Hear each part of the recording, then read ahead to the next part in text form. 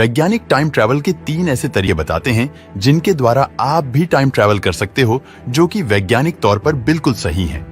बस आपको चाहिए होगी वह तकनीक जो आपके लिए समय यात्रा को संभव बना पाए। टाइम ट्रैवल का यह कॉन्सेप्ट कोई काल्पनिक चीज नहीं है।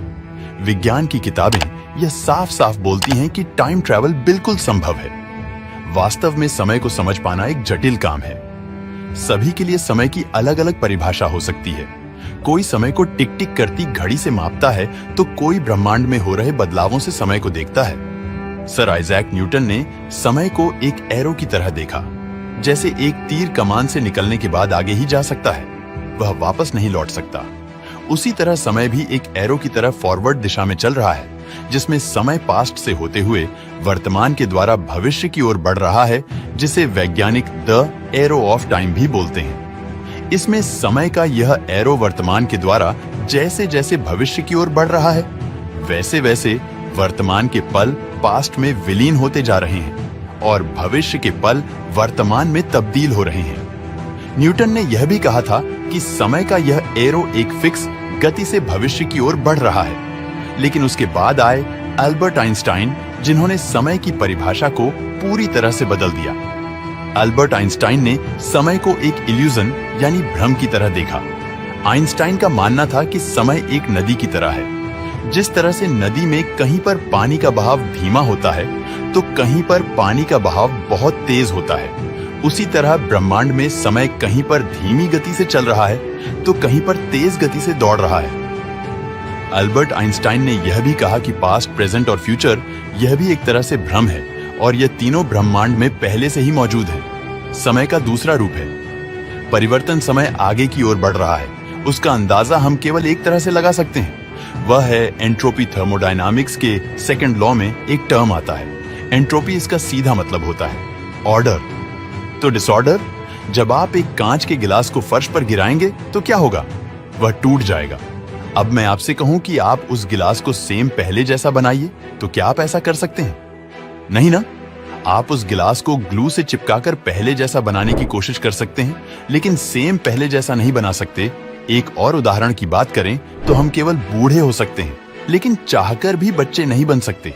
यही है डिसऑर्डर, जिसे आप एंट्रोपी बोल सकते हैं। ब्रह्मांड का जन्म हुआ है, तब से लेकर अब तक ब्रह्मांड में डिसऑर्डर यानी एंट्रोपी बढ़ती ही जा रही है। इसे ही परिवर्तन बोलते हैं, जो हमें समय की अनुभूति कराता है कि समय गुजर रहा है। अल्बर्ट आइंस्टीन के अनुसार समय एक चौथी आयाम है। जैसे हमारे इस 3D वर्ल्ड में हम इन तीनों डायमेंशंस में कहीं भी जा सकते हैं, आगे, पीछे, ऊपर, नीचे, दाएं, बाएं। उसी तरह समय की डायमेंशन में आगे या पीछे जाने पर हम पास्ट या फ्यूचर में ट्रैवल करते हैं। लेकिन फिलहाल हमारे लिए समय की दिशा भविष्य की ओर चल रही है। अगर हम टाइम मशीन बना लें तो इस चौथे आयाम समय पर काबू पाया जा सकता है, और अभी जो समय केवल फॉरवर्ड डायरेक्शन में चल रहा है, उसे हम टाइम मशीन की मदद से अपने अनुसार कंट्रोल कर सकते हैं और समय में यात्रा कर सकते हैं। अब सवाल यह आता है कि हमारी टाइम मशीन कौन से सिद्धांतों पर काम करेगी जिससे हम समय यात्रा कर पाएं। यह बात है साल 1905 की, जब जर्मनी में एक स्विस पेटेंट ऑफिस में एल्बर्ट आइंस्टाइन एक क्लर्क की नौकरी कर रहे थे। शाम का वक्त था और वह अपने घर की ओर जा रहे थे। उन्होंने ट्राम पकड़ी और तेजी से आगे बढ़ने लगे, लेकिन अल्बर्ट आइंस्टाइन की नजरें पीछे मौजूद एक क्लॉक टावर पर टिकी थीं। जैसे जैसे ट्रेन की गति बढ़ती जा रही थी, वैसे वैसे ऐसा लग रहा था कि क्लॉक टावर पर लगी घड़ी की स्पीड स्लो होती जा रही है। अल्बर्ट आइंस्टाइन ने अपनी सोच का दायरा बढ़ाया और इस इमेजिनेशन को अगले स्तर पर ले गए। उन्होंने इमेजिन किया कि क्या होगा अगर जिस ट्राम में वह बैठे हैं वह लाइट की स्पीड से चली। अल्बर्ट आइंस्टाइन की इस इमेजिनेशन ने आने वाले समय की विज्ञान को ही बदल दिया। अल्बर्ट आइंस्टाइन ने कुछ ऐसा खोज लिया था जिसने विज्ञान जगत में तहलका मचा दिया। अभी तक टाइम ट्रैवल केवल किस्से और कहानियों का हिस्सा था, लेकिन आइंस्टाइन की इस डिस्कवरी के बाद लोग टाइम ट्रैवल को वास्तविकता से जोड़ने लगे। ट्रेन के अंदर का समय रुक गया, लेकिन ट्रेन के बाहर समय की रफ्तार बहुत तेज हो गई। आइंस्टाइन का मानना था कि जैसे जैसे हम तेज गति से चलते जाएंगे, वैसे वैसे हमारे लिए समय की गति धीमी होती जाएगी। वह कैसे, इसे एक थॉट एक्सपेरिमेंट से समझते हैं, तो चलिए अपनी कुर्सी की पेटी बांध लीजिए, क्योंकि अब आप मेरे साथ टाइम ट्रैवल करने वाले हैं दोस्तों। आज की टेक्नोलॉजी के हिसाब से ऐसा संभव तो नहीं है, लेकिन हम एक थॉट एक्सपेरिमेंट तो कर ही सकते हैं। मान लीजिए आपके पास एक ऐसा स्पेसशिप है जो लाइट की स्पीड से चल सकता है और आपने मार्केट से दो एक जैसी घड़ियां ली, जिनमें से एक घड़ी को आपने अपने स्पेसशिप में रखा और दूसरी घड़ी को अपने घर पर ही छोड़ दिया, और आपने दोनों ही घड़ियों में डेट और टाइम बिल्कुल सेम सेट कर दिया। आपकी स्पेसशिप उड़ान भरती है, आप प्रकाश की गति के 20% तक पहुंच चुके हो, लेकिन आपके लिए वक्त वैसे ही चल रहा है जैसे पहले चल रहा था। लेकिन अगर कोई तीसरा ऑब्जर्वर है जो आप दोनों की घड़ियों पर नजर रखे हुए हैं, तो उसे आप दोनों की घड़ियों में फर्क नजर आएगा। स्पेसशिप में लगी घड़ी धरती पर लगी घड़ी के मुकाबले स्लो चल रही होगी, मतलब आपके लिए समय धीमा हो चुका है। जैसे जैसे स्पेसशिप की गति बढ़ती जाएगी, वैसे वैसे धरती पर मौजूद घड़ी की स्पीड बढ़ती जाएगी और आपकी घड़ी की स्पीड जो कि स्पेसशिप में लगी है वह स्लो होती जाएगी। फाइनली जब आपकी स्पेसशिप लाइट की स्पीड के लगभग करीब पहुंचती है, तो जो तीसरा ऑब्जर्वर था उसे बहुत बड़ा बदलाव नजर आएगा। वह देखेगा कि जब तक आपकी स्पेसशिप में केवल 5 मिनट गुजरेंगे, तब तक पृथ्वी पर 2 दिन बीत चुके होंगे। और अगर आप इसी रफ्तार से पूरे 1 दिन तक यात्रा करते रहे, तो इतने में ही पृथ्वी पर 29 महीने गुजर जाएंगे। और मजे की बात यह है कि आपके लिए भी समय की रफ्तार सामान्य ही रहेगी और पृथ्वी पर मौजूद लोगों के लिए भी समय की रफ्तार सामान्य ही रहेगी। किसी को पता ही नहीं चलेगा कि समय की रफ्तार में कोई बदलाव हुआ है, लेकिन जो तीसरा ऑब्जर्वर आप दोनों को देख रहा होगा, उसे फर्क साफ साफ नजर आ रहा होगा। अगर आप 1 हफ्ते तक इसी रफ्तार से अपनी स्पेसशिप को चलाते रहे, तो आपके लिए तो सिर्फ 1 हफ्ता ही बीतेगा, लेकिन धरती पर इतने में 11 साल बीत चुके होंगे। और अगर बाय चांस आपने अपनी स्पेसशिप में इसी स्पीड से लगातार 5 साल तक ट्रेवल किया, इतने में पृथ्वी पर 2860 साल बीत चुके होंगे।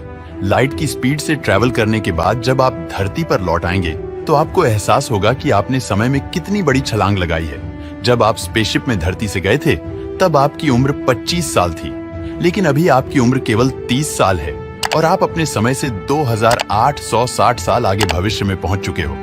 धरती पर आप जो भी छोड़कर गए थे, इन 2860 सालों में वो सब कुछ बदल चुका है। इसे ही टाइम डायलेशन कहते हैं। दोस्तों, अभी आपने जो टाइम ट्रैवल किया है, वो एक तरफा टिकट भविष्य के लिए है। मतलब आप इस मेथड से भविष्य में जा तो सकते हो, लेकिन वापस नहीं लौट सकते।